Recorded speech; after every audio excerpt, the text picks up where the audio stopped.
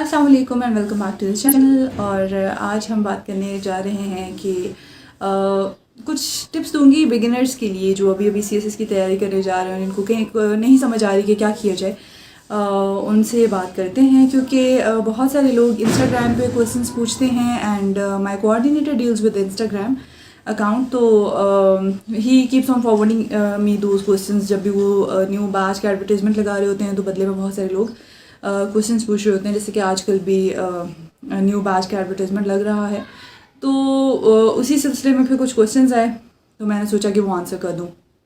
तो आज बात करते हैं कि what should the beginners do जब वो तैयारी अपनी शुरू करें। तो देखें, सबसे पहली चीज़ ये है कि चलें, इंस्टाग्राम आप इसलिए तो यूज़ करते हैं कि आपने CSS PMS related pages like किए हुए हैं इंस्टाग्राम पे, फेसबुक पे, लेकिन सबसे पहले तो आप अपने सोशल मीडिया अकाउंट्स को डीएक्टिवेट कर दें, क्योंकि ये बहुत बड़ी डिस्ट्रैक्शन है। ठीक है, लाइक मैं ये नहीं कह रही आपको कि बिल्कुल दुनिया माफिया छोड़ दें, लेकिन मैं सोशल मीडिया अकाउंट्स को ज़रूर आपको डीएक्टिवेट करने का कहूँगी, क्योंकि उनका आपको फ़ायदे से ज़्यादा नुकसान हो रहा होता है। अगर आप कोई CSS PMS रिलेटेड पेजेस भी आपने ज्वाइन किए हुए हैं तो उन पर भी बहुत सारी डिस्ट्रैक्शन भी होती है, बहुत सारी ऐसी चीज़ें भी होती हैं जो एट टाइम्स आपको डिप्रेस कर देती हैं, स्ट्रेस में ले आती हैं। किसी की फेलियर की स्टोरीज़ पढ़कर या फिर इस तरह की बहुत सारी चीज़ें होती हैं, बहुत से फैक्टर्स होते हैं। तो इट इज़ बेटर कि आप डीएक्टिवेट ही कर दें अपने सोशल मीडिया अकाउंट्स को। ठीक है, दूसरी चीज़ CSS के लिए, क्योंकि आपको दिख रहा होता है कि आपने 12 सब्जेक्ट्स को प्रिपेयर करना होता है, हर एक का सिलेबस आपके सामने होता है और वो एक पहाड़ दिख रहा होता है।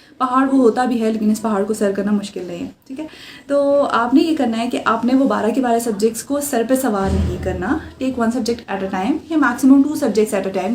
जैसे मैं पहले की वीडियोस में भी आपको बताती रही कि आप 2 सब्जेक्ट्स एट अ टाइम लेके चल सकते हैं। उससे आपको ये फ़ायदा हो जाएगा कि अगर एक सब्जेक्ट से बोर हो गए हैं तो दूसरा सब्जेक्ट आसानी से पढ़ा जा सकता है। ठीक हो गया, तो 12 के 12 सब्जेक्ट्स को सर पे सवार नहीं करना है। ठीक है, तीसरी चीज़ ये है कि देखें, इंग्लिश प्रेसिंग कॉम्पोजिशन का तो आपके सामने सिलेबस होता है, उसको डेली बेसिस पे आप प्रिपेयर करें। जैसे मैं बताती हूँ अपने स्टूडेंट्स को भी, जो मेरे साथ क्लासेस ले रहे होते हैं प्रेसी की, उनको मैं डेली बेसिस पे सिनोनिम्स एंटोनिम्स करवा रही होती हूँ। एक लिस्ट डेली बेसिस पे, एक लिस्ट में 15 वर्ड्स होते हैं। तो इसी तरीके से अगर आप खुद से प्रिपरेशन कर रहे हैं तो आप डेली बेसिस पे वोकैबुलरी को 15 वर्ड्स की एक लिस्ट आप प्रिपेयर करते रहें। कतरा कतरा दरिया होता है, टाइम के साथ साथ वोकैबुलरी काफ़ी हद तक आपकी प्रिपेयर हो जाएगी। और इस तरह से प्रेसी की भी प्रैक्टिस आपको वीकली बेसिस पे करनी होती है। लेकिन ज़्यादा इंपॉर्टेंटली जिस बारे में मैं बात करने लगी हूँ वो है ऐसे। ठीक है, अब देखिए, ऐसे का आपके सामने कोई सिलेबस नहीं होता। ठीक है, तो जिन सब्जेक्ट्स का आपके सामने सिलेबस होता है वो तो आप कहीं ना कहीं से नोट्स उठाए, बुक्स उठाई, कहीं ना कहीं से प्रिपरेशन आप उसकी स्टार्ट कर देते हैं। When it comes to essay, you start neglecting the subject कि अभी सिलेबस भी नहीं है, कंटेंट कहाँ से आएगा।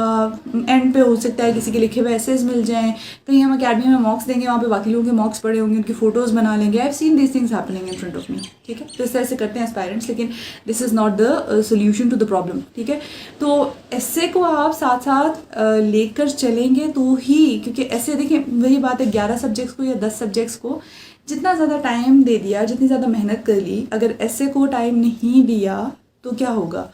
आपने गलत डायरेक्शन में मेहनत की, उसका कोई फ़ायदा नहीं हुआ। और अगर एंड पे वो मेहनत ज़ाया हो जाती है तो फिर आप ये नहीं कह सकते कि अल्लाह ताला तो किसी की मेहनत को रहेगा नहीं जाने देते, तो हमारी मेहनत कैसे ज़ाया होगी। ठीक है, तो इसलिए never never never ever neglect ऐसे एज अ सब्जेक्ट, और ना प्रेसी को। ठीक है, क्योंकि प्रेसी में ये होता है बहुत सी चीज़ें छोटी छोटी होती हैं जो आपको ये लग रहा होता है कि नहीं ये तो पहले पढ़ी नहीं है तो ये तो हो जाएगा, हम कर लेंगे, लाइक बेसिक चीज़ें हैं, लेकिन जब तक वो भी रिवाइज़ नहीं की हुई होती, मेरे साथ साथ गली के बच्चे भी आपको कंपनी दे रहे हैं, तो जब तक वो भी रिवाइज़ नहीं की हुई होती तब तक आप उनको नहीं कर सकते पेपर में फुली सॉल्व। ठीक है, उसके अलावा एक चीज़ और जो कंफ्यूज कर रही होती है नए एस्पायरेंट्स को, वो नोट्स मेकिंग होता है। नोट्स मेकिंग पे बहुत ज़्यादा मुझसे क्वेश्चंस पूछे जाते हैं, और नोट्स मेकिंग का ये है कि देखें, नोट्स मेकिंग आपने उस तरीके से करनी है, मतलब लोगों के क्वेश्चन ये आ रहे होते हैं कि नोट्स मेकिंग, हम कैसे नोट्स बनाएं, अच्छा कुछ बता दें, आप अपने नोट्स दिखा दें वगैरह वगैरह। देखिए,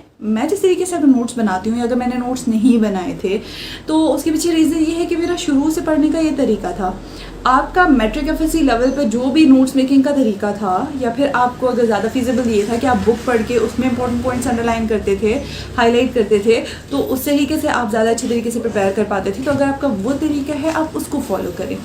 आपका जो भी मेट्रिक एफएससी लेवल का नोट्स मेकिंग का तरीका था या बुक रीडिंग का तरीका था, फॉलो दैट, क्योंकि आप उसके साथ कंफर्टेबल होंगे, बजाय इसके कि आप किसी और का तरीका देखकर उसको अडॉप्ट करना चाहें। ठीक है, तो नोट्स मेकिंग का आपने वही तरीका लेकर चलना है, कंफ्यूज नहीं होना है चीज़ों में, क्योंकि बहुत सारे लोग कन्फ्यूजन में आके अपना बहुत सारा टाइम वेस्ट कर देते हैं। ठीक है, तो सबसे इंपॉर्टेंट बात यह है कि आपने CSS की प्रिपरेशन को सर पे सवार नहीं करना, इंजॉय करके प्रिपरेशन करें, क्योंकि CSS की प्रिपरेशन करते हुए बहुत सारी चीज़ों का अंदाज़ा हो रहा होता है कि दुनिया में क्या हो रहा था, हमें तो इसका अंदाज़ा ही नहीं था। ठीक है, तो इसलिए बस सर पे सवार ना करें चीज़ों को, रिलैक्स होकर तैयारी करें, और उन लोगों के साथ उठे बैठे जो आपको मज़ीद मोटिवेट करते हैं इसके लिए, बजाय इसके कि उन लोगों की कंपनी में रहें जो आपको डीमोटिवेट करते हैं और आपको ये कहते हैं कि आप नहीं कर सकते। ठीक है, तो हमेशा अच्छी कंपनी ही आपको बेहतर तरीके से सोचने और बेहतर तरीके से रहने का मौका देती है।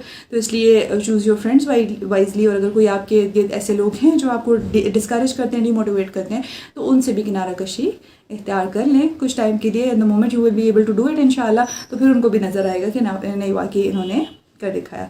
ठीक है, तो I hope these tips will help you. All the best with your preparation.